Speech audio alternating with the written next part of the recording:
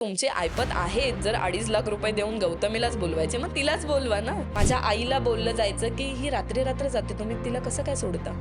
आणि रात्रीचं असं कुठलं काम असतं जे की पोरी करतात. गौतमी तिच्या स्टाईलनी करते, पण स्नेहाची स्टाईल काहीतरी वेगळी आहे किंवा स्नेहाचा ओरा काहीतरी वेगळा आहे. ज्या वेळेस तिच्या आदर दुसरी कोणीतरी उभी राहील, त्यावेळेस तिच्याकडे जाणार आहे. इव्हन तिला परत रिटर्नला खाली यायचंच आहे. तुझं आणि गौतमीबद्दल जे तुमचा परफॉर्मन्स आहे त्यामध्ये तुमचा डिफरन्स काय येतो? लोकांना गैरसमज आहे की फक्त मुलींना कॉम्प्रोमाइज करायला लागतं, पण हा खूप मोठा गैरसमज आहे.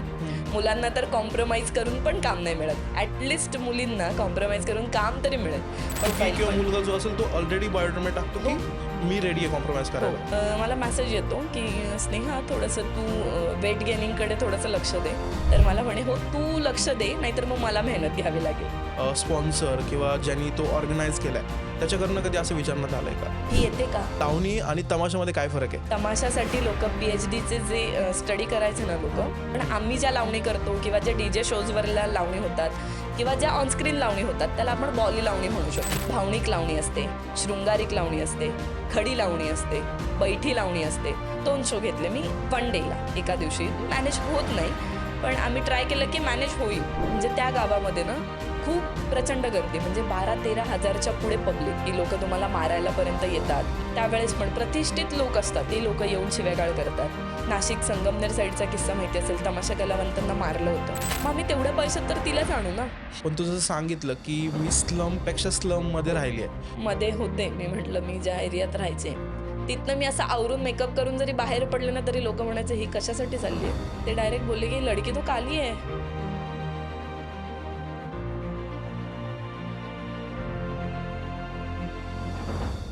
हाय स्नेहा, तू आज आमच्या पॉडकास्टमध्ये आलीस, मनापासून धन्यवाद. तर तुला महाराष्ट्रामध्ये स्नेहा पिंपरीकर म्हणून नावाने ऑलरेडी तू फेमस आहेस, पण काही लोक असतील ज्यांना तू माहिती नाही आहेस. सो त्यांना तू तुझ्याबद्दल थोडंसं सांग. अच्छा. मी स्नेहा पिंपरीकर. मी 13 वर्ष झालं या इंडस्ट्रीमध्ये आहे. म्हणजे मी डान्स, ॲक्टिंग आणि मॉडेलिंग ह्या तिन्ही गोष्टी करते. पण मला आवड आहे. पण मी खरी आहे UPSC स्टुडंट. मी ओके. वाडिया कॉलेजमधनं माझं क्वालिफिकेशन झालंय. UPSCसाठी मी ट्राय करत होते. पण नाही पॉसिबल झालं काही फॅमिली इश्यूजमुळे वगैरे. मी ते सोडून पण मी माझी कला जपली. हं. माझी हॉबी होती ती. माझी आवड होती. अकॅडमीतनं मी डान्स करत होते. त्यानंतर या स्टेजपर्यंत पोहोचले आणि एक म्हणतात ना रसिक जे हं. आहेत, जे प्रेम करणारे लोक आहे, जे म्हणतात जे की मला नाही पण ओळखत, हं. त्या लोकांनी पण मला प्रेम दिलंय, की हं. काही कुठे माझे व्हिडिओज येत असतील, तर हं. त्या लोकांमुळे मी आज इथे आहे हं. आणि या उंचीपर्यंत मी फक्त त्यांच्यामुळे पोहोचले. म्हणून त्यांचे खरंच मनापासून आभार हं. आणि त्यांनीच ही स्नेहा मोठी केली आहे. म्हणून मी आहे स्नेहा पिंपरीकर. धन्यवाद. अ, एक नॉर्मल स्नेहा ती फक्त पॅशनेट होती डान्सर बनण्यासाठी आणि आजची स्नेहा पिंपरीकर. तर हा प्रवास तू कसा केलास? आणि हा प्रवास करताना तुला काही स्ट्रगल्स आले का? किंवा कशी तुझी जर्नी राहिली? थोडं त्याबद्दल सांग. अ, मी 4th स्टँडर्डपासून मला आवड होती डान्सची. हं. पण माझी एक ताई होती, जिला अलाउड नव्हतं, म्हणजे घरनं करू देत नव्हते. हं. तर ती मला शिकवायची, डान्स शिकवायची आणि कॉम्पिटिशनला घेऊन जायची. म्हणजे तिची आवड ती माझ्यामध्ये बघायची आणि तिला पण ओके. कळलं होतं, की मला पण आवड आहे. तर मला ती शिकवायची आणि मला म्हणायची, "तू चल, माझ्या जागी तू कॉम्पिटिशन्स कर." ही तुझी म्हणजे मोठी बहीण होती की? नाही, बाजूची ताई होती. पण आपल्या ओके. रिलेटिव्हजमध्येच होती ती. म्हणजे एकदम बाजूला जरी असेल तरी एकदम क्लोज रिलेशन होतं. म्हणजे ओके. सख्ख्या बहिणीसारखंच. ओके. तर ती मला कॉम्पिटिशनला घेऊन जायची. मग तिची आवड कुठेतरी ती जपत होती त्यातनं. हं. कारण तिला घरनं अलाउड करत नव्हते म्हणून. मग ते करत-करत माझे सर आहेत म्हणजे त्यांनी बघितलं मला. असंच एका कॉम्पिटिशनला सरांनी बघितलं. मला म्हटले, "तू मग प्रॉपर का नाही करत? म्हणजे अकॅडमी थ्रू का नाही करत?" मग मी त्यांची अकॅडमी जॉइन केली. अकॅडमी जॉइन केल्यानंतर तरी पण माझी इतकी परिस्थिती नव्हती, की मी तिथे फीज भरेल. हं. पण ज्यावेळेस सर एकदा माझ्या घरी आले, त्यांनी बघितलं. ते म्हणले, "ठीक आहे, तू कर, पण तुझ्याकडे करण्याची कॅपॅसिटी असेल तर तू करू शकतेस." हं. म्हणून त्यांनी कितीतरी इयर्स, म्हणजे मी 2 ते 3 वर्ष त्यांच्याकडे शिकत होते. हां. त्याची तर फीस पण घेतली नव्हती. पण ओके. मला ते शिकवायचंय. ओके. मग मी त्यांच्या अकॅडमीतनं म्हणजे सो शिकले. हां. तू जेव्हा डान्स करत होती, तू लावणी शिकायची की कोणता डान्स फॉर्म म्हणजे नाही, फ्री शिकायला गेली? स्टाईल होती. फ्रीस्टाईल. ओके. बॉलिवूड वगैरे. माझं आत्ता पण जर बघितलं तर माझी लावणीचा जो एक बांधा असतो तो बांधा नाहीये. हं. मी फ्रीस्टाईल डान्सर आहे. ओके. कारण खूप लोकांना ना तेच कळत नाही, की लावणी काय आणि फ्रीस्टाईल डान्सिंग वगैरे काय. हं. हे डान्सिंग मधले लोकांना बरेचसे फरक माहीत नाहीये. हं. पण मी फ्रीस्टाईल आहे. म्हणजे फ्रीस्टाईल आपण याला म्हणू, की सगळे जे फॉर्म असतात, म्हणजे जे डान्सिकल जे फॉर्म असतात, हिप-हॉप, बॉलिवूड, फोक, हं. त्याचं एक मिक्सचर असतं. ओके. त्या मिक्सचरला आपण फ्रीस्टाईल म्हणतो. कारण ते सगळे थोडे-थोडे त्याच्यामध्ये आणून ठेवलेले असतात. हं. तसं फ्रीस्टाईल होतं आणि या ज्या जितक्या पण मुली डीजे शोज वगैरे करणाऱ्या मुली आहेत ना, त्या हं. सगळ्या फ्रीस्टाईलच करतात. ओके. कोणीही लावणी करत असेल असं मला नाही वाटत. ओके. कारण लावणी ह्याचा बांधाच खूप वेगळा असतो आणि एक लावणी खूप वेगळ्या प्रकारे सादर केली राइट. जाते. पण आपण म्हणू की मी फ्रीस्टाईल डान्सर आहे. आणि तू स्वतःला ॲज अ फ्री स्टाईल डान्सरच बोलते, ना की कुठल्या एक बॉलिवूड स्टाईल किंवा आपण हं, बोलतो हं. की हिप-हॉप आणि वेगवेगळ्या डान्सचे हे असतात. सो तू फ्री स्टाईल डान्सर हो, आहेस. फ्रीस्टाईलमध्ये सगळ्या स्टाईल येतात. ओके. सगळ्या स्टाईल येतात. त्याच्यामध्ये तुम्ही मॉडिफिकेशन करून तुम्हाला जी स्टाईल हवी आहे त्याच्यामध्ये तुम्ही म्हणजे तुम्हाला ठेवू शकता. जर हां. बॉलिवूड डान्स असेल तरी बॉलिवूडला तुम्ही असं हिप-हॉप जरी असेल तरी राइट. पूर्ण हिप-हॉप नाही करत किंवा हं. पूर्ण बॉलिवूड नाही करत. त्याला पण हां. एक मिक्सचर असतं. राइट. किंवा पूर्ण एक गाणं जर 3 मिनिटाचं गाणं असेल तर हं. त्याला आपण पूर्ण हिप-हॉपमध्ये नाही दाखवू शकत हां. किंवा राइट. कोणी-कोणी ते पूर्ण दाखवेल किंवा कोणी-कोणी हं. अर्धं त्याला मिक्सर हं, हं, हं. मिक्सअप करून वगैरे पण करू ओके. शकतात. म्हणजे मिक्सअपच होतात त्याच्या हां, हां. बऱ्याचशा गोष्टी. ओके. सो तुझी जी ताई होती, जी शेजारची, तिने तुला म्हणजे तिने तुला एक क्लासपर्यंत नेलं किंवा तिने हां, तुला सपोर्ट प्लॅटफॉर्म केला, दिला. प्लॅटफॉर्म दिला, त्याच्यामुळे तू इथपर्यंत आली. सो ती ताई आज तुझ्या कनेक्टमध्ये आहे का? किंवा ती काय करते आता? नाही, तिचं आता लग्न झालं. तिला बेबी वगैरे आहे. हं. त्यामुळे जास्त असं आम्ही नॉर्मली भेटलो की कॉन्टॅक्ट आहे तसं. पण तिचं डान्स संदर्भात काही नाही आणि तिला पण अच्छा. माहिती आहे की आता मी हं. वेगळ्या लाईनला आहे किंवा मी तिथपर्यंत गेली आहे म्हणून तिला ते बघून छान वाटतं. अच्छा. पण असंच आमचे नॉर्मल भेट वगैरे होते. पण तिचा हं. डान्सशी तिचा काही अच्छा, संबंध संबंध राहिलेला नाहीये. नाहीये. नाही. सो तुझ्या इंडस्ट्रीमध्ये हं. जसं आपण बघतो गौतमी पाटील किंवा अजून भरपूर आत्ता जे आहेत. तुमची इंडस्ट्री आपण बोलू शकतो एक ग्लॅमरस इंडस्ट्री असं आपण हो. बोलू शकतो. त्यामुळे तुझे फ्रेंड्स कोण आहेत तुझ्या इंडस्ट्रीमध्ये? नाही, या इंडस्ट्रीत फार कमी आहे आणि हं. डान्सर्समध्ये तर फार कमी आहेत. हं. कारण माझे असे आर्टिस्ट जे म्हणतो आपण हं. त्यांच्याशी जास्त कॉन्टॅक्ट आहेत. हं. पण असं डान्सर्स लोकांशी कमी आहे. जे माझा ग्रुप आहे हं. त्या याच्याशी सोडून बाकीचे आर्टिस्टशी माझं ओके. डान्सर्सशी वगैरे नाहीये जास्त काही कॉन्टॅक्ट. ओके. मी वेगळीच असते हं. आणि मी स्वतः असे आहे की मला स्वतःला स्वतःमध्ये इम्प्रूव्हमेंट करायला आवडतं. मग असं वाटतं की त्यांच्यामध्ये जाऊन बसून मग कदाचित त्यांना असं वाटेल की आम्ही त्यांना कॉपी करतोय किंवा हं. आम्ही त्यांचं काहीतरी हं. ऐकून करतोय. मग ते हं. तसं नको व्हायला म्हणून पण मी जास्त डान्सर्स फ्रेंड्स माझ्या हां, हां. इंडस्ट्रीतल्या तरी नाहीयेत आणि मी अच्छा. जास्त कोणाशी कनेक्ट पण नाहीये. तुम्ही कंपॅरिझन करता त्यांच्यासोबत, की हिने सोबत एखाद्या ट्रेंडिंग सॉन्गवरती तिने डान्स केला. सो मला पण तिच्यापेक्षा बेटर स्टेप्सवरती किंवा मला तिच्यापेक्षा बेटर ते गाणं गाजवायचंय. अशा ह्याने कधी तुम्ही विचार करता? हो, तसंच. ॲक्चुअली आपण म्हणतो ना कॉम्पिटिशन असंच असलं पाहिजे. हां. कॉम्पिटिशन असं नसावं की तिने जे केलंय तेच मी केलंय. हं. कॉम्पिटिशन असं असावं की तिने जर ते तेवढं चांगलं केलं ना, त्याच्या वेगळं आणि अजून चांगलं मी काय करू शकते. आपण हं. त्याला खरं कॉम्पिटिटर त्याला म्हणू. हं. पण जितकं काही मी बघते हे तर आत्ता जे ते म्हणतात ना, जुने जे लोकं आहेत हं. किंवा आत्ताचे आलेले जे नवीन लोकं आहेत, जे की ट्रेंडिंगला आहेत. हं. त्यांनी एखादी गोष्ट जुन्यांची जरी बघून केली ना, तरी त्यांच्यासाठी ती नवीन असते. हं. का तर त्यांना असं वाटतं की म्हणजे लोकांना पण असं वाटतं की ह्यांनी हे आधी केली आहे. पण ते हं. आधी जुने करून बसलेले असतात. अच्छा. पण यांच्यामुळे ते लवकर लोकांपर्यंत पोहोचतं किंवा लवकर लोकांना कळतं. कारण यांचे व्ह्यूज जास्त आहेत किंवा यांचे म्हणतो आपण फॉलोअर्स जास्त आहेत, बघणारे लोक जास्त आहेत. जे आत्ता. आधी सोशल मीडिया असतं कदाचित नव्हतं. हे वेगळं इम्पॅक्ट झाला असता त्याचा राइट. आणि तसे आर्टिस्ट खरं वेगळे असते अजून. हं. पण यांच्यामुळं ते लोकांपर्यंत पोहोचतं. पण ठीक आहे, जुन्या लोकांनी पण जे हं. केलंय, ते हं. कोणी ना कोणी ते लोकांपर्यंत आणतंय किंवा पोहोचवतंय. हं. याच्यातच मला वाटतं खूप मोठं समाधान आहे, की लोकांना आपली कला कळते किंवा हं. लोकांपर्यंत आपण चांगल्या वेनी पोहोचतोय. हं. हेच खूप छान आहे. ओके. सो आता जी स्नेहा पिंपरीकर घडली आहे. तुला काय वाटतं तू तुझ्या लाईफच्या बेस्ट मोमेंटला आली आहे, की तुला अजून काहीतरी अचीव्ह करायचंय? किंवा तू पुढच्या 5 वर्षामध्ये स्वतःला कुठे बघतीये, की this is where I want to go किंवा हे माझं गोल आहे, जिथे मला जायचंय?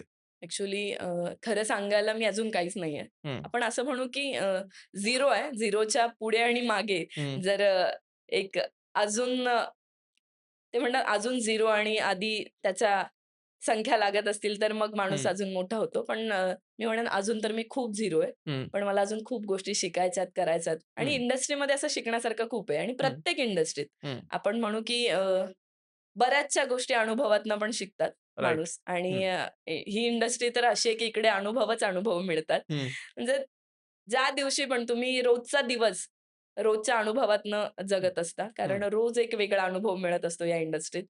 म्हणून मला असं वाटतं की ही स्नेहाला मी खूप कुठेतरी मोठ्या लेव्हलला बघते. ओके. जे की माझे गोल खूप वेगळे आहेत. एक ॲज अ डान्सर म्हणून तर आहे, पण मी एक थिएटर आर्टिस्ट आहे. हं, मी चांगली ॲक्टिंग करू शकते. हं. तर मला असं वाटतं की मी कुठेतरी त्या झोनला मी स्वतःला बघते की एक मोठ्या लेव्हलला. ठीक आहे. असं कधी तू जसं बोललीस तुला रोज नवीन-नवीन एक्सपिरियन्स बघायला भेटतात. रोज तू शोज करतेस किंवा अजून सॉन्ग्स केलेत तू किंवा अशा भरपूर गोष्टी ज्या डेली ॲक्टिव्हिटीमध्ये तू करतेस. सो तुझी इंडस्ट्री दिसायला खूप ग्लॅमरस आहे. खूप फेम आहे. तुम्हाला असं इन्स्टंटली तुम्हाला फेम भेटतं आणि इतके सारे तुमचे फॅन्स फॉलोइंग सुद्धा आहे. सो तुमची इंडस्ट्री दिसायला जरी ग्लॅमरस असली त्याच्यामध्ये अशा काही गोष्टी आहेत का ज्या आपण बोलतो ना एक सॅड ट्रूथ आहे किंवा अशा गोष्टी आहेत ज्या अजिबात चांगल्या नाहीयेत. सो त्या गोष्टी थोड्या हायलाइट करू शकतेस का? अ, कास्ट इश्यू आहे इकडे. थोडंसं लोकांना जज केलं जातं. हं, इंडस्ट्रीमध्ये पण असं आहे का आता खूप लोकं याच्यावर नॉर्मली बोलतात, नाही बोलतात मला माहीत नाही, पण मी तर बोलेन, हं, की खूप लोकांना जज केलं जातं हं, लुकिंगवरनं पण म्हणा किंवा तुमच्या पर्सनॅलिटीवरनं किंवा हं, तुमच्या बोलण्यावरून, तुमच्या हं, वागण्यावरून जज केलं जातं. हं, इव्हन तुमच्या ॲक्टिंग नंतर बघतात ते हं, किंवा तुमचा फेस नंतर बघतात किंवा तुमचं काय क्वालिफिकेशन आहे किंवा हं, तुम्ही खरंच आता खूप लोकं आहे की जे म्हणजे म्हणतात ना ॲक्टिंगसाठी वगैरे क्लासेस करून आलेले असतात. खूप हं. मोठ्या ठिकाणी शिकून आलेले असतात. पण राइट, त्या लोकांना पण या गोष्टींना सामोरे जायला लागतं, की जज म्हणा किंवा त्यांच्या लोकांमध्ये जास्त काम मिळतं. राइट. जर तुम्ही अदर कोणी आहात म्हणजे तुम्ही डायरेक्ट तुम्हाला काम नाही मिळत. मग तुमची हं, काहीतरी ओळख पाहिजे, तुमची काहीतरी पोच पाहिजे, हं. तर काम मिळतं. हां. इव्हन बॅड एक्सपिरियन्स येतात, की बॅक बिचिंग होतं. हं, मागून पण बोललं जातं हं. किंवा काम एखाद्या व्यक्तीला निगेटिव्ह त्यांनी आता जर मी इथे बोलतीये, हां. तर त्याचा काहीतरी निगेटिव्ह इम्पॅक्ट पडून अजून पण लोक विचार करतात, की हिला काम नाही दिलं पाहिजे हं, किंवा मुलांच्या बाबतीत तर खूप होतं, की हं. काही गोष्टी त्यांना कॉम्प्रोमाईज करून पण मिळत नाहीत. राइट. म्हणजे इंडस्ट्रीत तसं आहे. मग हं, तुम्ही किती जरी चांगले आर्टिस्ट असाल, हं. तरी तुम्हाला कॉम्प्रोमाईज करून पण काम मिळत नाही. ओके, असे पण लोक आहेत. पण मग मला असं वाटतं, की या लोकांनी नवीन चेहऱ्यांना ओळख दिली पाहिजे. ओके. कारण त्यांच्याच हातात आहे. हं, जरी फॅमिली सोबत असेल म्हणजे हं, त्यांचीच फॅमिली मोठी होतीये. पण हं, मला असं वाटतं, की बाहेर पण खूप आर्टिस्ट बनतात, हं, ज्यांच्याकडे इतकं वेगवेगळं टॅलेंट आहे. हं, मी जसं नाही, अदर पण खूप खूप कलाकार आहेत, जे रोज जन्माला येतात हं, आणि इतकं वेगळं-वेगळं टॅलेंट आहे लोकांकडे, पण ते हं, पोहोचूच शकत नाही. हं, कारण चेहरा त्यांना म्हणजे त्यांना एक पोझिशन दिलीच जात नाही किंवा हं. त्यांना कोणी ती जागाच मिळू देत नाही. कारण ओके, यांनी ऑलरेडी ती जागा घेतलेली आहे. ओके. मग असं वाटतं मला, की थोडंसं त्यांनी पण तिकडे लक्ष दिलं पाहिजे. हं. ही जी ग्लॅमर इंडिया आहे, म्हणजे ही जो ग्लॅमर आहे इंडस्ट्रीचा, तो अजून झळकला पाहिजे. कारण आपल्याकडे तसे आर्टिस्ट आणि तसे कलाकार आहेत हां. अवेलेबल. मग ते दाखवलं पाहिजे. अच्छा. फक्त कास्टिझमच येतं, की अजून भरपूर गोष्टी असतात? का आपण बघतो, की कुठलीही इंडस्ट्री असू दे, ज्यामध्ये नेपोटिझम चालतं किंवा हं. ग्रुपिंग चालते, की बाबा आमच्याच ग्रुपमधल्या लोकांना मी काम देणार. तर फक्त हेच चालतं कास्टिझम, की अजून पण गोष्टी आहेत ज्या मी म्हटलं ना कॉम्प्रोमाईज एक प्रकार आहे. ओके. कॉम्प्रोमाईज भयानक प्रमाणात चालतं. आता तर खूप लोकं बायोडेटाजमध्ये पण लिहितात, की एक्झॅक्टली. एक्सेप्ट हं, आहेत म्हणून किंवा करणाऱ्या मुली पण आहेत तशा. इव्हन मुलांना पण. हं, खूप लोकांना गैरसमज आहे, की फक्त मुलींना कॉम्प्रोमाईज करायला लागतं. पण हा खूप मोठा गैरसमज आहे. हं. मुलांना तर कॉम्प्रोमाईज करून पण काम नाही मिळत. मुलींना कॉम्प्रोमाईज करून काम तरी मिळेल. पण मुलांची तर इतकी वाईट सिच्युएशन आहे, की त्यांना ते करून पण काम नाही मिळत. ओके. म्हणजे ते इतके कनेक्टेड असतात त्यांच्याशी पण, की कनेक्ट आणि एखादा मुलगा हं, ज्यावेळेस त्याला करियर करायचं, तो खूप काही गोष्टी सोडून किंवा एक म्हणतो ना आपण विरोधात जाऊन आलेला असतो. कारण ॲक्टिंग आणि या गोष्टींसाठी ना मला नाही वाटत कुठलीच फॅमिली त्यांना इतका सपोर्ट करत असेल. कारण त्यांना माहिती आहे लगेच इन्कम सोर्स नाहीये किंवा राइट. मुलगा मोठा होतोय, तर हं, त्याला इतकं लगेच इन्कम सोर्स मिळेल असंही काही नाहीये. राइट. त्यामुळे घरची फॅमिली एक तर ऑलरेडी डिस्टर्ब असते हां. आणि त्यात पण त्याचं करियर होत नाही म्हणून तो पण डिस्टर्ब असतो. हं, पण हे लोकं जर खरंच मला असं वाटतं, की जो टॅलेंटेड आहे, हं, त्याला एक प्लॅटफॉर्म, एक ओळख दिली हं. पाहिजे. ओके. कारण आपल्या मराठी ज्या इंडस्ट्रीचं पण हं, नाव आहे ना, हं, ते खूप चांगल्या लेव्हलला आणि आता तर ते हिंदीत पण ट्राय करतायत किंवा आता कान्समध्ये पण गेलेत. हं. म्हणजे फ्रान्समध्ये पण त्यांचं बरेच आपल्या मराठी लोकांना अवॉर्ड शोसाठीच वगैरे बोलवलं जातं किंवा इंटरनॅशनल बोलवलं जातं. हं, तर मग ती पायरी आपण चढतोय, तर मला असं वाटतं की नवीन लोकांना पण थोडा चान्स दिला पाहिजे. तुम्ही हं, इंडस्ट्रीत घेतलं पाहिजे. हा थोडासा ते म्हणतात ना नेपोटिझम हं, आणि या सगळ्या गोष्टी बाजूला ठेवून हं, एक आर्टिस्ट म्हणून बघा, कारण ते पण एक कलाकार आहेत. हं, ते पण एक आर्टिस्ट आहे. तर त्या आर्टिस्ट हिशोबाने पण थोडंसं बघा आणि थोडंसं हं, काम दिलं पाहिजे किंवा हं. एक कलाकार म्हणून तरी काम दिलं पाहिजे. ओके. येस. तू कॉम्प्रोमाईज हा वर्ड यूज केलास. सो मुलींसोबत होतं हे इतके दिवस ऐकलं होतं, बट मुलांसोबत पण होतं. मी पहिल्यांदाच ऐकतोय. पण हे प्रोसेस कशी होती? म्हणजे एखादं सपोज कास्टिंग होतंय. कास्टिंगसाठी होतं की लाइक जसं तू शोसाठी जातेस, हो. तर कशी ही प्रोसेस चालते आणि कसं अप्रोच केलं जातं किंवा थोडं मला डिटेलमध्ये सांग? नाही ॲक्चुअली आता तर बायोडेटामध्येच लिहितात. पण मुलांच्या बाबतीत तर फार वेगळ्या वेनी होऊन जातं, की सो बायोडेटा म्हणजे सपोज जे मला आपण प्रोफाईल करायचंय. पाठवतो ओके. त्यांना, सो मुलगी प्रोफाईल किंवा पण मुलगा जो असेल तो ऑलरेडी बायोडाटामध्ये टाकतो हो. की मी रेडी आहे कॉम्प्रोमाईज हो. करायला. ओके. नाहीतर मग तुम्हाला एक कॉल येतो. हं, त्या कॉलवर आधी तुमचं सगळं ते ऑलरेडी तुम्हाला अख्खी जग दुनिया दाखवलेली असते त्यांनी, की हं, तुमचं सिलेक्शन झालंय, तुम्हाला सीरियल मिळणार आहे किंवा तुम्हाला मूव्ही मिळणार आहे, इतकं हं, हे करायला लागेल. हं, म्हणजे सगळं तुम्ही ऑलरेडी तुमचा पोर्टफोलिओ, तुमचं जे काही गोष्टी आहेत, हं. प्रोफाईल वगैरे सगळं त्यांना पाठवलेलं असतं. ओके. त्याच्यानंतर मग तुम्हाला हळूच एक कॉल येतो. त्या हं, कॉलवर तुम्हाला विचारलं जातं, की हं. बाबा अशा-अशा गोष्टी आहेत. मग होणार का? या ओके. सगळ्या गोष्टींमध्ये तुम्ही एक्सेप्ट आहात का? हं, नाहीतर इतकं सगळं होऊन पण मग काही मुली काय विचार करतात, की आपण इथपर्यंत गेलोय, हं, तर मग या एका छोट्याशा गोष्टीने काय फरक पडणार आहे?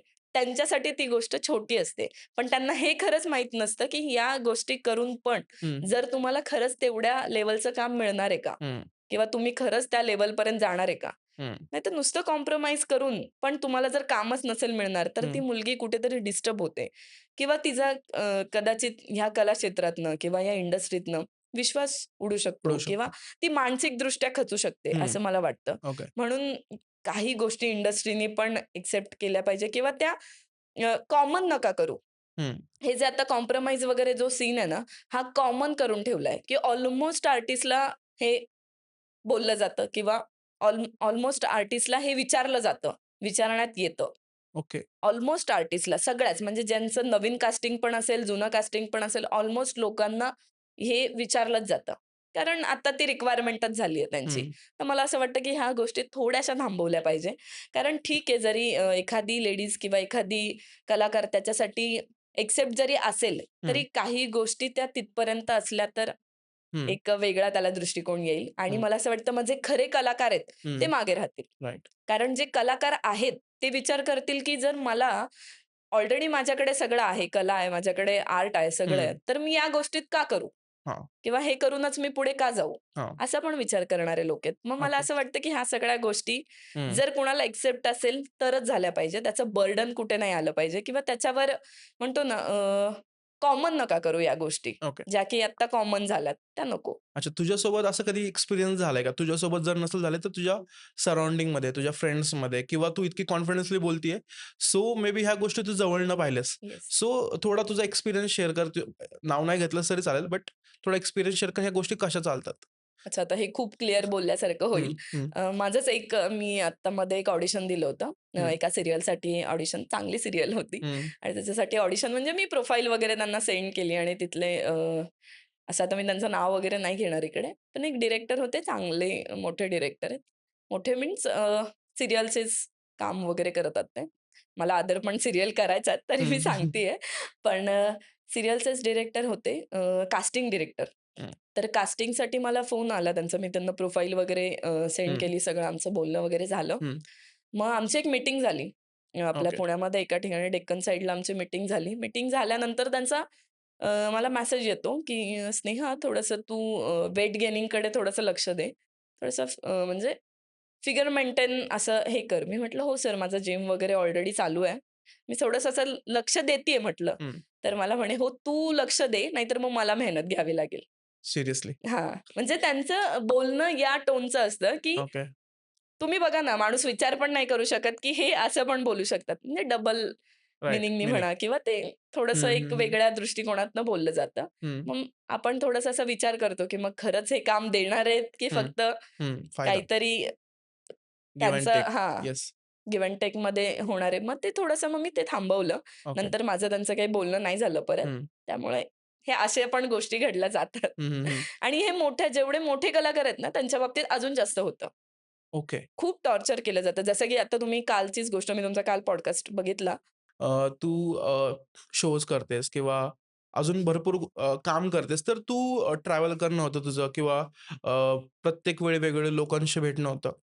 तर तुला कधी शोच्या वेळी किंवा असं स्पॉन्सर किंवा ज्यांनी तो ऑर्गनाइज केलाय, त्याच्याकडनं कधी असं विचारण्यात आलंय का? विचारण्यात तसं नाही आलेलं काही. हं. पण खूप लोकांचा ना ट्रेंड बनला आता तो, की ही येते का? किंवा ही ओके, आमच्यासोबत येईल का? किंवा ही आमच्यासोबत थोडासा वेळ घालवेल का? किंवा कॉफीला तरी येईल का? जेवायला तरी थांबतील का? असं तर विचारण्यात येतं. ओके. नॉर्मली झालंय आता ह्या हं, लोकांना हे सगळं. हं. पण आम्हाला पण ते आता म्हणजे यूज्ड टू. हां.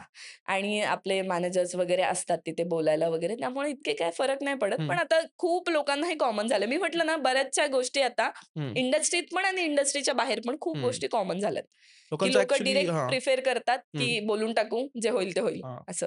सोशल मीडियावरती तू आजकाल ॲक्टिव्ह असतेस, तर आजकाल नवीन लावण्या बनतात आहे किंवा अगोदरची जी लावणी होती, काही वर्षांच्या अगोदरची पूर्ण वेगळी होती. आजकाल यात्रांमध्ये ऑर्केस्ट्रा आणि लावण्या ह्या ऑर्गनाइज केल्या जातात. हां, तर लावणी आणि तमाशामध्ये काय फरक आहे? लावणी आणि तमाशा हा खूप वेगवेगळा आहे. म्हणजे तसं म्हणतात तर सिमिलर आहे या गोष्टी, कारण याचं उत्पादन तसंच झालेलं आहे. हं, तमाशातनंच लावणी आली आहे किंवा हे तसंच उत्पादन केलेलं गेलेलं आहे. पण तमाशा हा खूप वेगळा आहे. म्हणजे तमाशामध्ये आधीचे जे जुने लोकं होते ना, हां. ते सगळे त्याच्यावर मी म्हणते, की पी-एच-डी व्हायच्या. म्हणजे ओके. तमाशासाठी लोकं पी-एच-डीचे जे स्टडी करायचे ना हां. लोकं, जे लावणी क्षेत्रात म्हणा हं, किंवा डान्सिकल क्षेत्रात म्हणा, हं. त्यावेळेस पण हे यूज केलं जायचं. ओके. पण तमाशामध्ये ना वग असतं, गणगवळण असते, लावणी असतो, त्यांचे सिंगिंग असतात किंवा सांधा असतो. वगनाट्य म्हणजे आपण म्हणतो स्किट असतात बघा, स्किट्स असतात त्यांचे काही हं. तिथे किंवा कॉमेडी केली जाते. हां. तर तमाशामध्ये ना तो एक सगळा बांधा असतो. हं, वेस्टर्न स्टाईल असतात किंवा काही वेस्टर्न गाण्यांवर डान्स केले जातात हं, किंवा त्यांच्यामध्ये एक वेगळं आपण बॉलिवूडमध्ये वगैरे बघितले बघा, पाणी असतं, वरतून पाणी येत असतं हं, किंवा पाऊस पडत असतो. ते हं. सगळं तमाशात दाखवलं जातं. हां. पूर्ण म्हणजे आपण एखादा मूव्ही कसा बघेल, हं. तसा पूर्ण एक तमाशाचा एक लाइक बांधा ठरलेला नाटक, असतो. नाटक टाइप. हां, नाटक टाइप. हां. मग नाटक पण मिक्सअप असतं त्याला. हं, स्किट्स वगैरे वग जे मी म्हटलं ना, हं, सांधा वग, हं, हं, हं, ते हं, ते सगळं मिक्सअप असतं त्याला. आणि लावणी बॅनर हा खूप वेगळा झाला. लावणी बॅनर म्हणजे फक्त लावण्या केल्या जातात किंवा हं, मिक्सअप असतं थोडंसं. हं, गणगवळण होते आधी. इव्हन तमाशाला पण गणगवळण होते. पण लावणी बॅनरला पण गणगवळण होते, पण हं. स्किट्स होत नाहीत. ओके. कारण स्किट्स जर आलं, तर मग त्याला लोकधारा स्टाईलने पण घेतलं जातं हं, किंवा आत्ताचा मिक्सअप मी म्हटलं ना, आत्ताचं जनरेशन सगळं मिक्सअपवालं आहे. हं, इथून आणायचं, कशामध्ये तरी घुसवायचं आणि हं.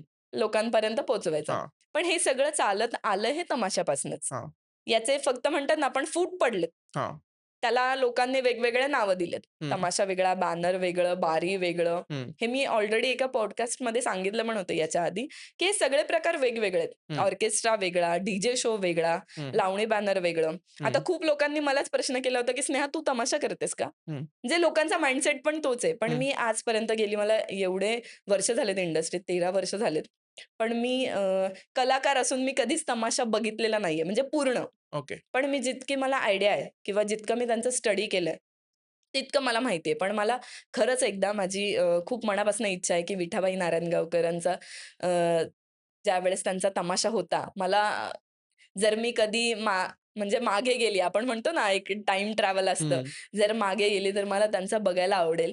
पण आत्ताचे जे जे तमाशे आहेत, ते पण खूप बघण्यासारखे आहेत. हं, पण हे खूप फरक आहे याच्यात. हं. पण मी कधीच केलेला नाहीये. ओके. म्हणजे मला कधी तिथे जाण्याचा योग पण नाही आला आणि मी हं, कधी तमाशात डान्स पण नाही ओके. केलेला किंवा मी कधी ते बघितलं नाहीये. इतकं हं, समोरून बघितलं नाहीये. हां. पण आता मी नक्कीच या पॉडकास्टमध्ये मी बोलली आहे, पण मी हं, नक्की जाऊन एकदा बघेन. ओके. खरं जे काय आहे, अजून पण मी नेक्स्ट पॉडकास्टमध्ये जेव्हा कधी असेल त्यावेळेस मी सांगेन. पण जितकं मला त्याचा स्टडी आहे, की त्याच्यामध्ये वगनाट्य हं, असतं हं, किंवा जे त्यांचे स्किट्स असतात ते हं. केले जातात. ओके, लावणी बॅनरला लावण्या असतात आणि वेस्टर्न गाणी असतात. त्याचा एक 3 तासाचा त्याचा पण एक बांधा ठरलेला असतो, ते असतं. ओके. शो प्रकारच वेगळा आहे. शोला आपला साउंड असतो. हं, लाईट्स वगैरे त्यांनी सगळं केलेलं असतं. आपली हं, जी काही सॉन्ग्स असतात ती साउंडवरच वाजवतात हं. आणि मुली डान्स करतात फक्त. ओके, पण सगळ्यात बघण्यासारखी जर जी गोष्ट आहे ती म्हणजे तमाशा. ओके. खूप, खूप वेगळं आहे आणि मला असं वाटतं, की एका कलाकाराने खरंच ते बघितलं पाहिजे, तर तुम्हाला कळेल, की नक्की कला आहे काय? हं, कारण खरी कला चालू होते तिथून. हं, आणि ते लोकं ना इतके जुने-जुने कलाकार असतात. हं. इतके जुने, की त्यांनी खूप वर्ष त्याच्यासाठी ते म्हणतात ना, कला हा त्यांनी वारसाच हां, आहे त्यांचा, हां. वारसा हक्क म्हणतो ना आपण. हं. कला ही तमाशावाल्यांचीच आहे. ओके. म्हणजे वारसा तिथनंच चालू होतो हा. हं, आणि हे आत्ताचं आलेलं जे जनरेशन आहे, डी शोचं हं. किंवा लावणी शोचं, आम्ही जे करतो ना, याला पण एक नाव आहे, जे मी हिंदीत म्हणेन मी, याला बॉली लावणी म्हणतात. बॉली लावणी. बॉली लावणी. बॉली ओके. लावणी हा एक असा प्रकार आहे, की ज्याला वेस्टर्न टच असतो. म्हणजे हं. एक लावणीला वेस्टर्न टच असतो. ओके. जे जे आपण हिंदीमध्ये वापरतो हं, किंवा ज्या ऑन स्क्रीन ज्या लावणी होतात, हं. त्या बॉली लावणीमध्ये त्याचं मिक्सचर असतं. ओके. जी प्रोफेशनल लावणी असते, ती आपले कथ्थक म्हणतो ना हं, आपण, कथ्थकचे जे ताल असतात, हं, पाय असतात, त्यांच्या हं. ज्या मूव्हमेंट्स असतात, या सगळ्या कथ्थकला धरून असतात किंवा ओके. भरतनाट्यमला धरून असतात. हं, म्हणजे ते प्रकार आहेत लावणीचे. हं, लावणीचे पाय वेगळे असतात, हं, त्यांचे चाळ वेगळे असतात. त्यामुळं लावणी हा प्रकार खूप वेगळा आहे. पण हं. आम्ही ज्या लावणी करतो किंवा ज्या डी-जे शोजवरल्या लावणी होतात किंवा ज्या ऑन स्क्रीन लावणी होतात, त्याला हं. आपण बॉली लावणी म्हणू शकतो बॉली किंवा त्याला लावणी. वेस्टर्न टच आहे. हं. म्हणून त्याला बॉली लावणी म्हणू ओके. शकतो. म्हणजे हे हे असे वेगवेगळे प्रकार आहेत. हं, बऱ्याच लोकांना लावणीचे पण प्रकार माहीत नाहीत. तर मी मागे एक माझा पॉडकास्ट झाला त्यावेळेस पण मी सांगितलं. भावनिक लावणी असते, शृंगारिक लावणी असते, खडी लावणी असते, बैठी लावणी असते. म्हणजे याच्यामध्ये ना त्याचे पण प्रकार आहेत. शृंगारिक लावणी म्हणजे तुम्ही किती तुमचा शृंगार करून किती तुम्ही एक्सप्रेशन्स म्हणतो ना आपण, हां. त्याच्यावर केली जाते. भावनिक म्हणजे तुम्ही त्याच्यातनं भावना दाखवताय तुमच्या. हं. समोरच्याला पण त्या भावना कळतायत. तर त्या अशा ह्याचे प्रकार आहेत वेगवेगळे. ओके. आपण जसं म्हणतो आर्टिस्टला पण सगळ्या गोष्टी जमल्या पाहिजे. एक्सप्रेशन्सवर असतात हं, काही गोष्टी. हं, तशीच लावणी. लावणी सगळं काही दाखवते पण हं. आणि घडवते पण. ओके. त्यामुळे लावणी खूप मोठं नाव आहे आणि आपली जी परंपरा आहे, जी हं. कला आहे, ती खूप मोठी आहे. ओके. आणि खरंच महाराष्ट्राने ती जपली आहे. हं, पण आता कुठेतरी त्याला एक डी शोमुळे हं, थोडंसं बॅकफूटला चालली असं मला वाटतं. हं. पण जपलं पाहिजे आपण पण ओके. ते. आणि इव्हन मी पण प्रयत्न करते, की मी फोक स्टाईलमध्ये लावणी प्रेझेंट करायचा. आता हं, नेक्स्ट पण आम्ही दहीहंडी गणपतीसाठी पण ट्राय करतोय, की आम्ही फोकमध्ये हं, किंवा थोडंसं बॉली लावणी जरी असेल, तरी थोडंसं टच आपला हं, कलेचा असावा, म्हणजे हं. महाराष्ट्रीयन टच असावा, असा आम्ही प्रयत्न करतोय. ओके. येस. अशी गोष्ट जी लोकांना माहिती नाहीये, जी तुझ्याबद्दल आहे असं? माझ्या बाबतीत हं. नाही ऑलमोस्ट अ, अफवा तर अफवा. असतातच. येस, अफवा. अफवा अशी बऱ्याच असतात हां. आणि अशाही इंडस्ट्रीत असणाऱ्या प्रत्येक आर्टिस्ट बाबत अफवा होतच राहतात. इव्हन ट्रोल होतच राहतात. हं, इव्हन टचवूड तितकं ट्रोल मला होत नाही. हं. पण अफवाच वगैरे तर होत राहतात. हां. पण बऱ्याच वेळेस असं होतं, की आता पण ना काही एक एक सिच्युएशन झाली होती. म्हणजे एक तुम्हाला आता तो योग आहे म्हणूनच सांगते मी. कारण हं. आता जस्ट आमच्या सीझन संपला. हां. यात्रे-जत्रेचा एक सीझन असतो. त्यामध्ये ना एका दिवशी मी 2 इव्हेंट घेतले होते. ओके. तर म्हणजे मला असं वाटलं, की मॅनेज होऊन जाईल. म्हणजे माझे पप्पा आहेत, ते पण याच कला क्षेत्रातले आहेत. तर मग मी त्यांना असं विचारून 2 शो घेतले मी 1 डेला एका दिवशी. मॅनेज होत नाही, पण आम्ही ट्राय केलं, की मॅनेज होईल. म्हणजे ओके. मी एकटी सिंगलसाठी. हं, तर माझा जिकडे फर्स्ट इव्हेंट होता, हं. तो म्हणजे त्या गावामध्ये ना खूप प्रचंड गर्दी म्हणजे 12,000-13,000 हजारच्या पुढे पब्लिक. सीरियसली. म्हणजे आमची गाडी त्या लोकांमध्ये अडकली होती. म्हणजे शो संपवून, हं, शो अर्धा करून मी तिकडे जाणार होते. तर त्या दुसऱ्या गावामध्ये मी पोहोचू शकले नाही. हं, पण तरी पण तिकडे शो कंप्लीट झाला. पण मी पोहोचले नाही म्हणून तर ते म्हटले, की "आम्ही तुम्हाला पेमेंट करणार नाही" किंवा म्हणजे कलाकारांना पण त्रास हं, झाला तिथे पोहोचले तरी त्यांनी पेमेंट केलं नाही किंवा दुसऱ्या दिवशी पण. मग अशा खूपशा गोष्टी होतात, की आम्हाला पोलिसांपर्यंत जावं लागतं किंवा पूर्ण कलाकारांना त्याचा त्रास होतो. हं, आम्हाला तिथे पण मी ते खरंच जाणून-बुजून केलं नव्हतं किंवा हं, काही सिच्युएशन्स येतात कलाकारांच्या बाबतीत पण. पण ते म्हणतात ना, काही लोक समजून नाही घेत. हं, कलाकारांच्या बाबतीत पण असं होऊ शकते, गाडी काही खराब झाली किंवा ॲक्सिडेंट केसेस होतात किंवा गर्दी असते कुठे, हं, कुठून बाहेर नाही पडू शकत. मी हं. त्यांना खूप समजवायचा प्रयत्न केला. पण त्यांचं असं म्हणणं होतं, की आम्ही गावाला तुमचे पोस्टर्स हं. लावलेत किंवा तुमच्या नावावर राइट. शो दिलाय. पण काही गोष्टी आपण काही चुकून होतात, त्या काही जाणून-बुजून केलेल्या नसतात. हं, कारण मला असं वाटतं, जितका पण मोठा कलाकार असू दे किंवा छोटा कलाकार असू दे, हं, प्रत्येकाला त्याच्या नावाचं आणि त्याच्या रेप्युटेशनची काळजी असते हं, किंवा एक रिस्पेक्ट असतो. कारण तुम्ही जर आम्हाला प्रेम देताय, त्या प्रेमासाठीच आम्ही तिथे येत असतो. हं, म्हणजे एक कलाकाराला तेच हवंय जास्त करून. हं, पैसे तर आहेत, हं. पण ते जास्त इम्पोर्टंट असतं. ओके. पण काही वेळेस त्या सिच्युएशन पण समजून घेतल्या पाहिजे. अशा गोष्टी पण घडतात, हं, की लोकं तुम्हाला मारायला पर्यंत येतात हं, किंवा तुमच्यावर वेगळे-वेगळे ॲलिगेन्स लागले जातात. हं, तुमच्यावर तुम्हाला शिव्यागाळ केल्या जातात. हं, इव्हन प्रतिष्ठित लोक मी एका ठिकाणी नगर साइडला पण एक इव्हेंट केला होता. त्यावेळेस पण प्रतिष्ठित लोक असतात. म्हणजे गावातले एकदम नावाजलेले गेली 3-4 वर्ष ते काम करत असतात. ते लोकं येऊन शिव्यागाळ करतात. बॅकस्टेज येतात. म्हणजे लेडीजला ते कुठल्या वेनी घेतात मला खरंच माहीत नाही. पण त्यांना एक त्यांच्या हद्दीत असल्याचा किंवा त्यांच्या गावात असल्याचा एक वेगळा थोडासा हं, हे असेल. पण खूप असं मुलींना बाबतीत खूप सहन करायला लागतं. कलाकारांना बऱ्याच गोष्टी सहन करायला लागतात. आता हं, तुम्हाला नाशिक संगमनेर साइडचा किस्सा माहिती असेल. तमाशा कलावंतांना मारलं होतं. हं, म्हणजे तो पण एक खूप मोठा किस्सा झाला होता त्यांचा, की असं का करतात? हं, म्हणजे कलाकारांच्या बाबतीत इतकी निगेटिव्हिटी काय? हं, हे आत्ताच्या फक्त डी-जे शोजमुळे म्हणा किंवा ह्या बाकीच्या गोष्टींमुळे हं, झालंय, की सोशल मीडियामुळे झालंय? हं, हे खरं कळत नाहीये. पण सोशल मीडिया पण मी म्हणेल जितकी चांगली आहे तितकीच वाईट पण आहे. पण हं. तुम्ही कशी घेताय हे राइट. तुमच्या हातात आहे.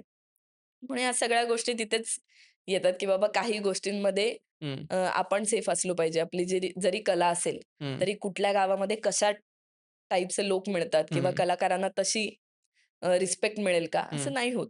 कारण मेंटॅलिटी लोकांची खूप वेगळी आहे. अफवा खूप हां. होतात. जरी त्यांना आमच्याबद्दलच्या काही गोष्टी माहीत नसेल तरी आता तुम्हीच असेल म्हणजे अदर कोणी असेल, तर त्यांनी जाऊन थोडंसं जरी सांगितलं, की "नाही मॅडम येतच नाहीत." हं, मग ते अजून 4 गावांमध्ये होतं, की "मॅडम येतच नाहीत." हं. पण आम्ही खरं राइट. तसं केलेलंच नसतं. ह्या हं. अशा पण अफवा जो होत राहतात. ओके. पण आमची खरंच हा इंटेन्शन नसतो, की आम्हाला कोणाला दुखवायचंय किंवा हं. उलटं आम्हाला असं असतं, की आमची मार्केटिंग होणार आहे. आम्ही हां. लोकांपर्यंत पोहोचतोय. आम्हाला लोकांचं प्रेम मिळतंय म्हणून ते आम्हाला बोलवतात. तरी मला असं वाटतं, की या पॉडकास्ट मधून मी त्यांना सांगावं, की मी हे काय जाणून-बुजून केलं नाही. हे चुकून ह्या गोष्टी घडल्या जातात. एका हं, आर्टिस्ट सोबत होऊ हं, शकतात आणि मोठ्या-मोठ्या आर्टिस्ट सोबत होतात. हं. त्यामुळे तुम्ही पण समजून घ्या आणि असंच सगळ्यांना सपोर्ट करत राहा आणि प्रत्येक कलाकाराला सपोर्ट द्या आणि मला पण. हां. मे आणि बी जास्त एक्साइटेड असतात अशा गोष्टींसाठी. हां, त्यामुळे पण. लोकांच्या भावना जोडलेल्या असतात, की बरोबर, स्नेहा येणार आहे. सो बरोबर. मे बी कदाचित त्यांना ते तू आले नसल्यामुळे त्यांचे जे इमोशन्स हलले आणि मे बी त्यामुळे त्यांनी बरोबर, तसं बरोबर. रिएक्ट केलं. त्यामुळे तशा गोष्टी होत असतील. पण शोमध्ये अशा कधी गोष्टी झाल्यात का, की तू त्यांना प्रपोजल दिलंय आणि लोकं बोलतात की ही तर दुसरी जी आहे ती कमी पैसे घेते, तुम्ही इतके का पैसे घेता? किंवा कधी कंपॅरिझन झालंय का दुसऱ्या ह्याच्यासोबत? जसं की गौतमी पाटील असेल किंवा अजून असे भरपूर कलाकार आहेत, ज्यांच्यासोबत तुझं कंपॅरिझन होऊ शकतं. असं होत राहतं कारण की आता जे फोन पण येतात ना, तर हं. मॅनेजरला वगैरे पण फोन येतात. ते बोलतात, "मग आम्ही तेवढ्या पैशात तर तिलाच आणू ना." म्हणजे तुमचं पण एक बजेट. हां. पण प्रत्येकाची क्वालिटी काहीतरी वेगळी आहे ना हां. किंवा प्रत्येकाचं परफॉर्म करण्याची पद्धत काहीतरी वेगळी आहे. प्रत्येकाचा शो करण्याची पद्धत काहीतरी वेगळी आहे. हं, जसं तुम्ही म्हणालात गौतमी. गौतमी तिच्या स्टाईलने करते. हं, जी काही तिची स्टाईल आहे किंवा जो तिचा ऑरा आहे, त्याच्या हिशोबाने ती करते. पण स्नेहाची स्टाईल काहीतरी वेगळी आहे किंवा हं. स्नेहाचा ऑरा काहीतरी वेगळा आहे. हां. इव्हन जे अदर पण कोणी ज्या डान्सर्स आहेत, हं, त्यांचा पण परफॉर्म करण्याची पद्धत काहीतरी वेगळ्या आहेत. पण लोकांना हे नाही समजत. हं, लोकं सगळ्यांना मी सांगते काय, लोकांचा माइंडसेट फक्त झालाय की गर्दी करायची. हं, रसिक हा वर्ग राहिलाच नाहीये आता. हं, रसिक असणारे खूप गेले म्हणजे जे आत्ता खूप कमी प्रमाणात रसिक राहिलेत. हं, पण जे लोकं म्हणतात ना गर्दी करायची आहे, धांगड-धिंगा करायचा आहे, ते लोकं फक्त आलेले असतात आणि हं, जरी त्याच्यातनं पण चांगले बघणारे काही लोक आहेत. हं. ते बघतात खरंच तिथे. हां. पण आम्हाला कंपॅरिझन केलंच जातं. हं. तिथले लोकं पण बोलतात, ज्यांनी शोज दिलेला असतो ते पण लोकं बोलतात. हां. पण जर तुमचे ऐपत आहेत, जर ₹2.5 लाख देऊन गौतमीलाच बोलवायचे, मग तिलाच बोलवा ना. जोपर्यंत तिचा ट्रेंड चालू आहे, तोपर्यंत ती घेणार आहे किंवा हं, कमवणार आहे. हं, ज्यावेळेस तिच्या अदर दुसरी कोणीतरी उभी राहील, हं. त्यावेळेस तिच्याकडे जाणार आहे. इव्हन हां, तिला परत रिटर्नला खाली यायचंच आहे. हां, कारण माणूस किती जरी मोठा झाला, तरी त्याचा एक टाईम पिरियड आहे ना. हां. त्या टाईम पिरियडपर्यंतच लोक तुम्हाला बघणार आहेत बरोबर. किंवा त्या एजपर्यंतच तुम्हाला लोक बघणार आहेत. त्या एजपर्यंत तिची कॅपॅसिटी आहे तेवढं कमवायची किंवा मोठं व्हायची, तर मला असं वाटतं की तिने ते हं, पण केलं पाहिजे. इव्हन माझं हं, पण. हं, जर मला असं वाटतंय की मी या टाईम पिरियडपर्यंत चालतीये, हं, तर माझं काम आहे की मी तेवढा टाईम पिरियड जे काय आहे हं, माझं हं. माझ्या पोटापुरतं जे मला लागतंय तेवढं मी मागितलं पाहिजे किंवा हां. तेवढं मी बरोबर. घेतले पाहिजे. हां. शेवटी हा तिचा पर्टिक्युलर प्रश्न आहे की हं, तुम्ही कोणत्या लेवलला जाऊन किती पे हं. करतात. पण लोक तुम्हाला कंपॅरिझन करणं हां, नाही सोडणार आहेत. ते आहे. कारण की ते कुठे ना कुठे त्यांचा तो माइंडसेट झालेला असतो हं, आणि कोणी ना कोणी स्टेप बाय येत असतं. जसं तुम्ही मगाशी पण सांगितलं की कोणी ना कोणी कलाकार हा घडतच असतो. हां, म्हणजे अप्परला कोणीतरी येणार आहे, डाऊनला कोणीतरी जाणार आहे. हां. त्यामुळे तसे त्यांचे पॅकेजेस हं, ठरले जातात किंवा हं, तसं त्यांचं मानधन ठरलं जातं हं. आणि तसेच लोकं काम करतात. ओके. असं. तू पर्टिक्युलरली गौतमी पाटीलचं नाव घेतलंस किंवा आणि तू पण बोललीस सुद्धा, की प्रत्येकाची स्टाईल वेगळी आहे. स्टाईल वेगळी. प्रत्येकाचं काम वेगळं आहे. सो तुझं आणि गौतमीबद्दल जे तुमचं परफॉर्मन्स आहे, त्यामध्ये तुमचा डिफरन्स काय येतो? नाही खूप वेगळं आहे. तिची स्टाईल खूप वेगळी आहे. म्हणजे मी म्हटलं ना फ्री स्टाईलमध्ये ती पण फ्री स्टाईलमध्येच येते, की ओके. ते फ्री स्टाईलच करते सगळ्या हं, परफॉर्मन्समध्ये. पण एक म्हणतो ना परफॉर्म करण्याच्या एक पद्धती वेगळ्या असतात, हं. की तिचा पण स्टेजवर येण्याचा ऑरा वेगळा असेल हां. किंवा तिचा परफॉर्म करण्याचा ऑरा वेगळा असेल. तिचं ते हं, पब्लिक खेळवण्याचा ऑरा असेल, तो वेगळा असेल हं, किंवा आमचं पण हं, काही एक्सप्रेशन्सवर असतं हं, किंवा माझ्या पण स्टाईलमध्ये थोडासा बॉलिवूडचा टच आहे. म्हणजे हिप हॉप बॉलिवूड म्हणतो ना, माझे हं. फूट हां, वगैरे मी तसं हे करते. थोडासा माझा गलिशवाला बांधा हां. नाही जात किंवा थोडासा रावडी याच्यामध्ये पण जातो. मग ते ओके. इम्पॅक्ट पडतो. हं, लावणीमध्ये पण बघा आता खूप लोकांचे पाय वेगळे पडतात. हं. म्हणजे प्रत्येकाची कोणाची स्टाईल भरतनाट्यमवाली असते आणि कोणाची स्टाईल कथ्थकवाली असते. पण तू जसं सांगितलं, की मी स्लमपेक्षा स्लममध्ये हो. राहिली आहे. सो तेव्हा तुझ्या लाईफकडे बघण्याचा दृष्टिकोन आणि आत्ताचा लाईफकडे बघण्याचा दृष्टिकोन यामध्ये किती चेंजेस झालेत? खूप चेंजेस आहेत. कारण ना मी ज्यावेळेस मी स्लममध्ये होते, मी म्हटलं मी ज्या एरियात राहायचे, तिथनं मी असं आवरून मेकअप करून जरी बाहेर पडले ना, तरी लोकं म्हणायचे, "ही कशासाठी चालली आहे?" माझ्या आईला बोललं जायचं, की "ही रात्री-रात्र जाते, तुम्ही तिला कसं काय सोडता?" हं, आणि रात्रीचं असं कुठलं काम असतं जे की पोरी करतात? हं, म्हणजे वेगळ्या इंटेन्शननी बघितलं जातं. हं, मग पण मला घरनं सपोर्ट होता. हं, म्हणजे जसं-जसं माझ्या मम्मीला, पप्पांना कळायला लागलं, तसं-तसं मला घरनं खूप सपोर्ट होता. हं, म्हणजे आता आपलं जे काम आहे, नाईट शूट म्हणा किंवा आपले शोज म्हणा, हे सगळं रात्री होतं. हं, हे लोकांना काय माहिती ना, आपण आणि त्यांना काय सांगणार, की रात्री काय करण्यासाठी जातो आणि हं. कोणाकोणाला आपण एक्सप्लेन करत राहणार. राइट. तर त्यांना असं वाटायचं, की ही रात्रीचीच का जाते? हं, किंवा एवढं रात्र-रात्र काम करण्यासारखं काय काम करते? हं, ते इंटेन्शन मम्मीला पण भरून देणं किंवा हं, घरी पण सांगणं. हं, पण त्यातनं पण ते चेंजेस झाले, की त्यांनी समजून घेत होते मला, की बाबा नाही, जे काही करते म्हणजे मी मम्मीला पण एवढ्या 12-13 वर्षामध्ये पहिल्यांदा माझ्या मम्मीनी माझा इव्हेंट बघितला असेल किंवा शोज बघितला असेल, नाहीतर कधीच नाही. हं, एवढा विश्वास तिला होता, की ठीक आहे, जे काही करतेय ते छान हं, करतेय. मग हं, त्यातनं सुधारून हं. आम्ही आत्ता इथपर्यंत आलोय. ओके. सो तुझ्याकडे आता फेम आहे, तुझे फॅन्स आहेत. आता बऱ्यापैकी मला वाटतंय तू अचीव्ह केल्यात गोष्टी. तुला भलं वाटत असेल, की मी आता झिरो आहे. स्टिल मला असं वाटतंय, की तू काहीतरी अचीव्ह केलं लाईफमध्ये कुठेतरी तू आहेस. बट जेव्हा तू स्लममध्ये राहायचीस किंवा जेव्हा तुझ्याकडे काही गोष्टी नव्हत्या, तेव्हा जेव्हा गोष्टी भेटत नसतात आणि आता गोष्टी तुला जी पाहिजे ती गोष्ट मे बी तू घेऊ शकतेस. तुला जी पाहिजे तू कार घेतलीस. पण बरोबर. जे एक असतं ना, की ओल्ड जे मी जगली आहे, ते मला असं वाटतं, की माझ्या बाबतीत जे बालपण आहे ते बेस्ट होतं. सो तुला काय वाटतं, की आत्ताची लाईफ तुला बेस्ट वाटते, की जी तू आधी जगली आहेस? भले ती गरिबीत असेल, तुला कुठली लाईफ बेस्ट वाटते? नाही, दोन्ही लाईफ बेस्ट होत्या. कारण तिथनं पण मी काहीतरी शिकलीये हं, आणि आत्ता पण मी काहीतरी शिकतीये. हं. कारण म्हणतात ना माणसाला पायऱ्या चढत राहायला पाहिजे. हां. म्हणजे जरी माणूस डाऊन असेल, हं. तरी त्याच्या जर पायऱ्या चढत असेल ना, तर त्यातनं अनुभव मिळतात, त्यातनं हां. शिकतो माणूस. हं. कारण कुठलंच आपण बघा ना, शेवटी आपलं एज जरी असेल, ते थांबणार नाहीच आहे. हां. तशा आपल्या पायऱ्या पण थांबल्या नाही पाहिजे. असं हं, अप आपण म्हणजे जात राहावं, असं मला वाटतं. हं, मग मला असं वाटतं दोन्ही छान होतं माझं. फक्त तिकडे मला स्ट्रगल जास्त करावा लागला. हं, आता थोडंसं मीडियम हे करतोय आपण, की बाबा एक ऑरा बनलाय आपला, की 4 लोकं अप्रोच होतील. हं, त्यावेळेस मला लोकांना अप्रोच करावं हं, मला सांगावं लागत होतं, की बघा एकदा किंवा हं, मला सांगायला लागायचं, की हं, विचार करा माझ्या बाबतीत. आता हं, तसं नाही होत. कदाचित लोक विचार करत असतील, की हिला घेऊयात का? हं, किंवा कॅरेक्टरला जाईल का? हं, किंवा आता तो झोन आहे का?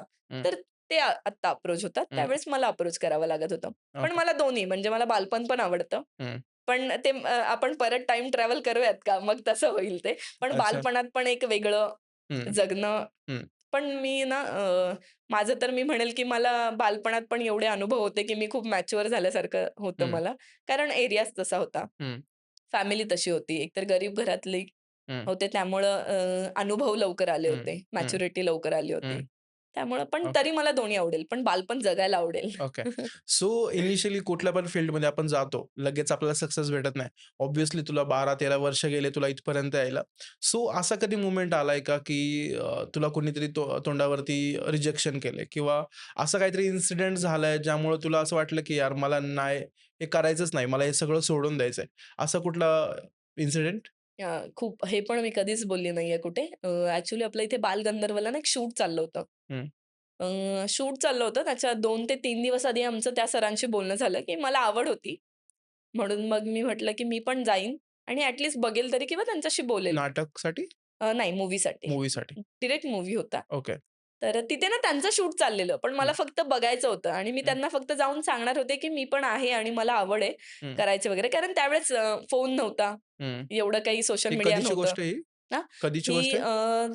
मी नवीनच मी 10वीत ना 11 म्हणजे 10वीच माझी झाली होती. इयर कोणतं इयर? अ, 17-18 मध्ये? 17-18 ओके. हो, 16-17, 17 आय वगैरे. थिंक तेव्हा मोबाईल आणि 5G आय थिंक कमी, 5G नाही 4G ओके कमी. फार ओके सो कमी. तू गरीब असल्यामुळे मे बी तुझ्याकडे फोन हां, आणि नाही. लॅक ऑफ तर हां. आम्हाला तर 12वी झाल्यानंतरच. ओके. आधी तर नाहीच हं, वापरायचेच नाही ना फोन. हं, मग त्यावेळेस असं काही नव्हतं. तर तिथे मी गेले आणि एक सरांशी बोलले मी. तर माझा तिथे एक ओळखीचा फ्रेंड निघाला. तर हं, तो मला बोलला, की "तू काय करतेयस इकडे?" म्हटलं, "मला पण आवड आहे. मी हं, बघायला आले होते." तो म्हटला, "तुला करायचंय का?" तर मी म्हटलं, "हो, करायचंय." तर माझी तिथे बोलणं वगैरे झालं. तो म्हटला, "तू तिसऱ्या दिवशी ये. हं, 5 दिवस इथे शूट आहे. तिसऱ्या दिवशी ये. मी सरांची ओळख करून देतो आणि तुमचं बोलणं वगैरे करून देतो." तर मी तिसऱ्या दिवशी गेले मग. तिथे बघून थांबून वगैरे हं, तिसऱ्या दिवशी गेले आणि तो आला माझा फ्रेंड आणि तो ओळख करून द्यायला गेला होता. तर तो डायरेक्ट बोलला म्हणजे जे आपले जे समोर सर आहेत ते डायरेक्ट बोलले, की "लडकी तो काली है." म्हणजे म्हणजे हिंदी बोलत होते ते, हं, मराठीच हे होते. ते म्हणले, "लडकी तो काली है, काले लोग नहीं चाहिए अपने को." तर ते मग ते तिथे थोडंसं माझं असं झालं होतं, की मी हे पण कधीच कुठे नाही सांगितलं. मी फर्स्ट टाईम सांगतेय, की मुलगी तर काळी आहे, आपल्याला नाही चालत ना असं. हं, आपल्याला इंडस्ट्रीमध्ये ग्लॅमर दिसलं पाहिजे किंवा सुंदर मुलगी दिसली पाहिजे, गोरी पाहिजे. हं. पण त्यावेळेस तर अशी पण सिच्युएशन होती, आता कॅमेरे आहेत, की लोक एडिटिंग करून किंवा हे करून ग्लॅमर दाखवू शकतो. पण नाही, ते बोलले, की आमच्याकडे रूलच असा आहे, की मुलगी काळी नाही पाहिजे म्हणे.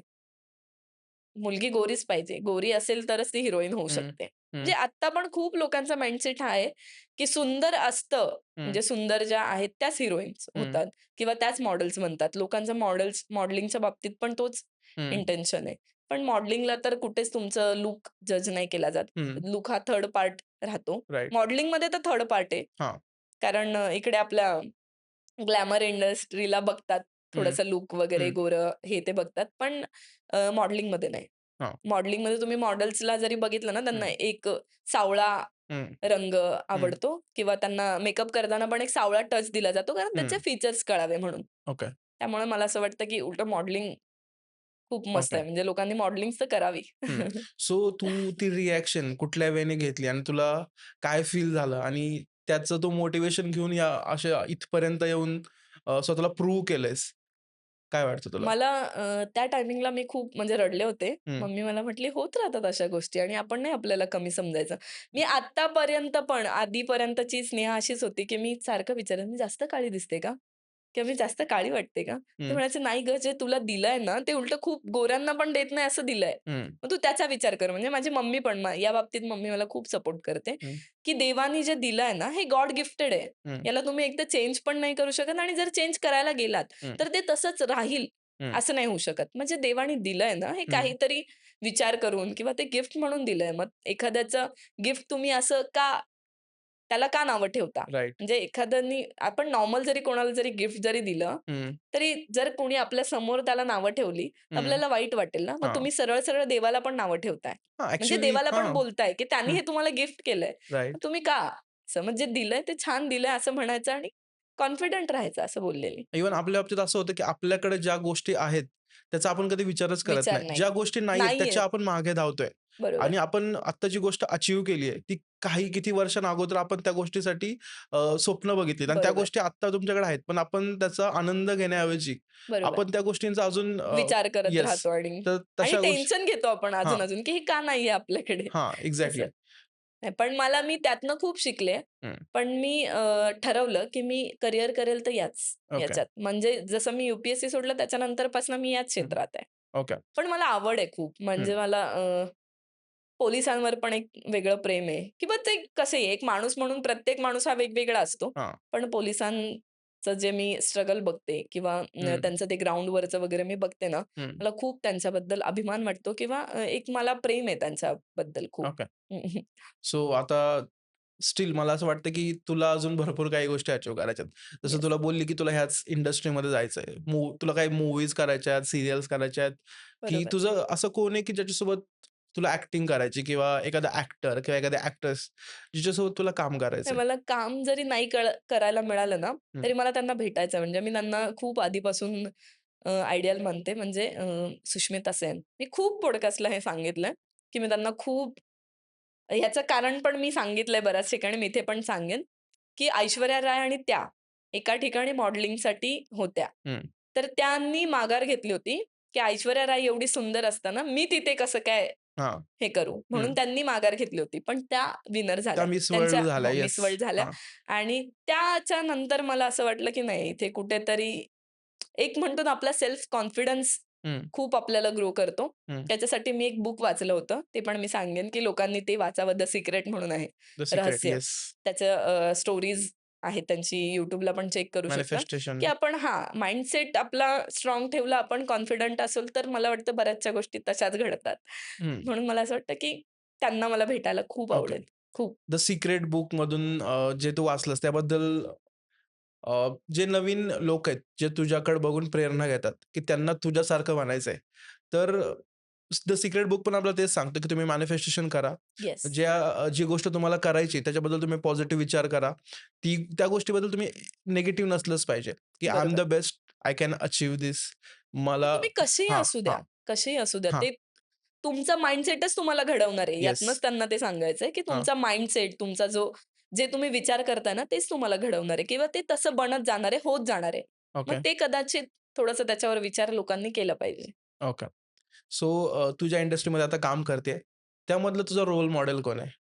माझ्या इंडस्ट्रीत येस. रोल मॉडेल असं नाही, म्हणजे मी माझ्या आईकडे बघूनच सगळं करते. ओके, कारण माझं सगळी स्वप्न असतात ती तिच्यापर्यंत येऊन थांबतात किंवा जे माझी फॅमिली असेल, ओके. माझा भाऊ असेल, वडील असेल, हं. की माझी जी काही स्वप्न आहेत ती सगळी त्यांच्यापर्यंतच आहेत. ओके. म्हणजे मी सो आयडियल फक्त तेच. ओके. सो तू कुणाकडनं शिकतेस का? असं बोलू शकतो, की सपोज मी पॉडकास्ट करतोय, तर may be me Raj शमानीच्या videos बघतो. त्यातनं मला काय गोष्टी शिकता येतील. सो तू असं कुणाला फॉलो करतेस की ज्याच्यावरनं तुला काही शिकायला भेटेल? Maybe you are too good in your field, but maybe असं कधी वाटतं, की माणूस कधी पूर्णपणे शिकलेला नसतो. तो नाही, नाही, पूर्ण नाही. शिकतच असतो. सो तशा वेनी बोलतोय, की कुणाला तू ॲज अ रोल मॉडेल मानतेस का? रोल मॉडेल असं म्हणजे आता शिकते मी आता जसं मी म्हटलं, की अकॅडमीतनं पण हं. खूप गोष्टी बघायला मिळतात. मग तशा राइट. माझ्या मॅम आहेत हां, किंवा माझे सर आहेत. हां. त्यांच्याकडनं पण बऱ्याच गोष्टी मी शिकली आहे. ओके. इव्हन ज्यांनी मला इंडस्ट्रीमध्ये खूपशा गोष्टी अनुभव दिलेत. हां. वाईट असू किंवा चांगले असू, त्या सगळ्या लोकांकडनं मी एक्सपिरियन्स. शिकली आहे. हां. आणि हे एक्सपिरियन्सच आपल्याला शिकवतात आणि हं, हेच सगळ्यात मोठे म्हणतात ना आपण, हं, हेच आपले हं, अनुभव देणारे जे आहेत ना, हं. हेच आहेत सगळे. ओके. हां, हेच रोल मॉडेल आहेत. अनुभवच रोल मॉडेल ओके. आहेत आपले. एक्सपिरियन्स बोलतात असं एक्सपिरियन्स की एक्सपिरियन्स इज युअर जे एक्सपिरियन्स शिकवतो ते कुठंच तुम्ही शिकवू हो. शकत नाही. आणि मेन म्हणजे माणूस कधीच परफेक्ट नाही होऊ शकत. येस.